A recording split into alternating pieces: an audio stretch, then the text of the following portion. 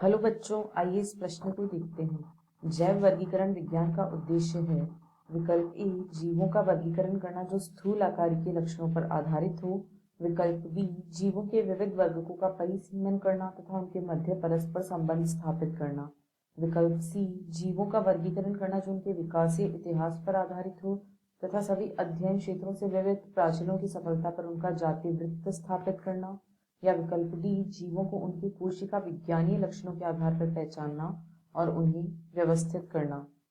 इस प्रश्न की जो मुख्य अवधारणा है वह है वर्गीकरण या जैव वर्गीकरण के अंतर्गत विभिन्न जीवों को उनमें पाई जाने वाली समानताओं एवं असमानताओं के आधार पर विभिन्न समूहों में व्यवस्थित किया जाता है। इसे ही वर्गीकरण कहा जाता है। वर्गीकरण में जीवों को उनमें पाई जाने वाली कुछ मूलभूत समानताओं एवं असमानताओं के आधार पर विभिन्न समूहों में विभाजित या वर्गीकृत किया जाता है। इसे जैव वर्गीकरण कहा जाता है। वर्गीकरण विभिन्न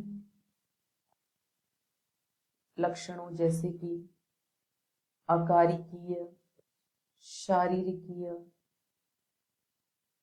कोशिका विज्ञान, आकारिकीय, शारीरिकीय, कोशिका विज्ञान संबंधी लक्षण एवं जीवों के उद्विकासीय संबंधों को ध्यान में रखते हुए किया जाता है। जीवों के उद्विकासीय संबंधों को ध्यान में रखते हुए किया जाता है। यदि अब दिए गए विकल्पों को देखें तो विकल्प ए में कहा गया है जीवों का वर्गीकरण करना जो स्थूल आकारिकीय लक्षणों पर आधारित हो। यह केवल आकारिकीय लक्षणों पर आधारित नहीं होता है, बहुत सारे अन्य लक्षणों को भी इसमें शामिल किया जाता है, अतः यह विकल्प गलत है। विकल्प बी में कहा गया है जीवों के विविध वर्गों का परिसीमन करना एवं उनके मध्य परस्पर संबंध स्थापित करना। यह भी जैव वर्गीकरण विज्ञान का उद्देश्य नहीं होता है कि यह विविध वर्गों का परिसीमन करके उनके मध्य संबंध स्थापित करता है, अतः यह कथन या यह विकल्प भी गलत है।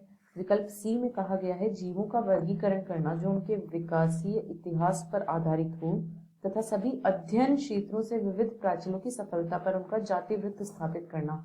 यानी इसमें बहुत सारे लक्षणों के आधार पर जीवों को वर्गीकृत किया जाता है, जिसमें उनके विकासीय इतिहास को भी शामिल किया जाता है और उनके बीच में संबंधों को स्थापित किया जाता है, अर्थात जाति वृत्त को स्थापित किया जाता है, अतः यह विकल्प बिल्कुल सही है।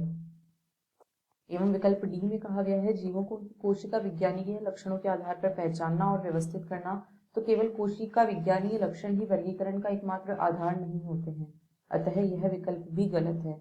अतः दिए गए प्रश्न का सही विकल्प होगा विकल्प सी। आशा है आपको प्रश्न समझ आया होगा। धन्यवाद।